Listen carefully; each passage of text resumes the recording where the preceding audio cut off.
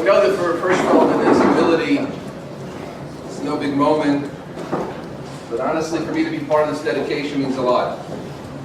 As I was thinking what to say, a story from Chaim Volozhiner kept coming to me, and a powerful idea I once read in Jewish Action from Varn Lichtenstein. Jewish Action had a symposium some years ago, maybe 20, 30 years ago, about what are the greatest achievements of the Jewish people in recent times.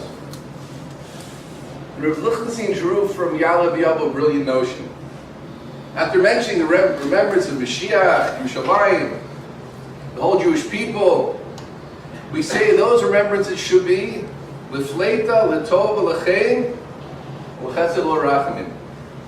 And he noted the very first thing we request is L'fleita, that we continue to be, as in She'erit HaPleita, those that are left that made it through. And he said, one of the greatest accomplishments of the Jewish people today is that after everything, all the inquisitions and holocausts and enemies from within and without, that we're still standing. And I want to reflect for a moment about Yeshiva and the organization.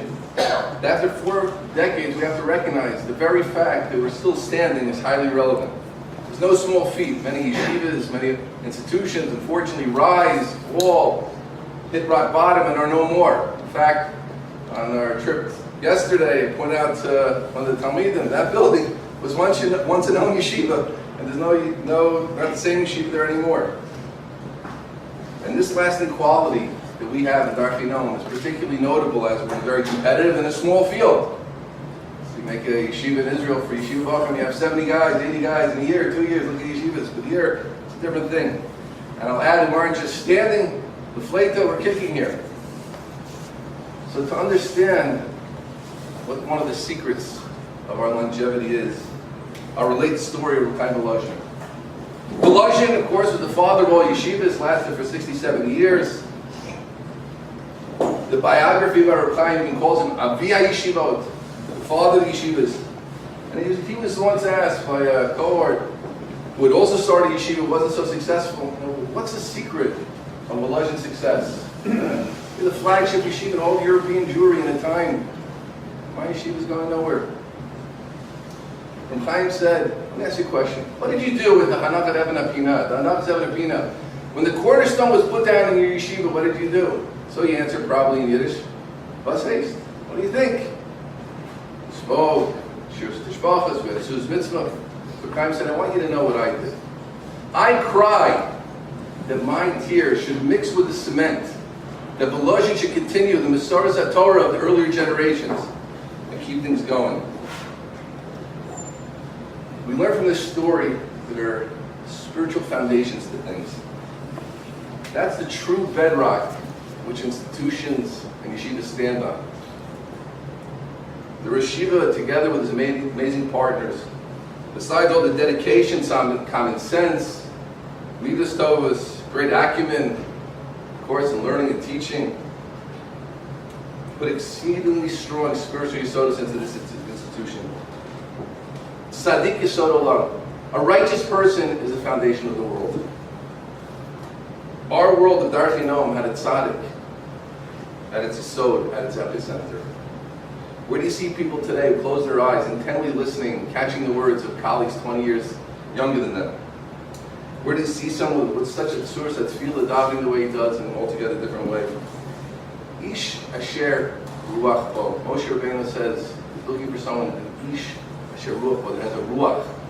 What's ruach mean? Not a frenzy, not the excitement we see at a sports stadium. A ruach of inwardness, of depth, of omek, of lumdis, of looking in all shitchei achayim for something more. I'm not even katzer.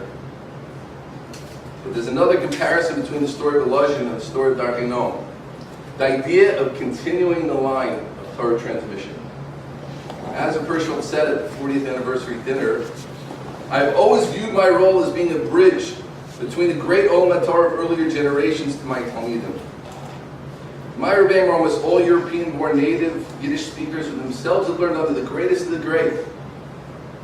There are a few I'd like to single out, making the greatest impressions. Rabbi Kibalton Rabosai, Skokie Yeshiva, was Novominsker, Listen how he speaks, how interesting ideas are put into our lives. And indeed, I recall that I was adopted his drasha given at the Skokie Purim Suda, which focused on the Gilad Esther Midas Esther, that filled me with a kind of simcha that had not imagined possible. That's a Ruach Mo.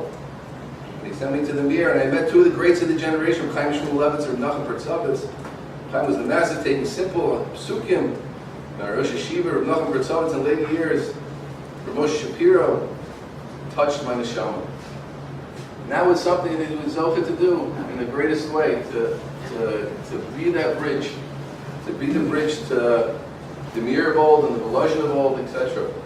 So Yeshiva, we now dedicate the Pinat Noam as a testimony to all you've done for our Yeshiva. And with this, we wish you and your Rebbetzin continued amazingly fruitful years, full of nachas from your children and Talmidim, very good health. Allow you to continue a little more to Lamed, Lishmor B'Latzos. Amen. Now we go upstairs. For those people who remember what this looked like before, this is really quite a change. There are actually comfortable places for the students and Rebbeim to sit and talk together, a nice ceiling fan keeping it cool, happy pictures greeting people when they walk in the door. But the cornerstone really is, on one side we have the people who were so generous in contributing, dedicating this Pinat Noam in honor of Rabbi Hirshfeld, and on the other side we have a beautiful portrait that has also brings smiles to people's faces. So Rav Kurlinsky, Rav Hirshfeld will unveil the beautiful portrait.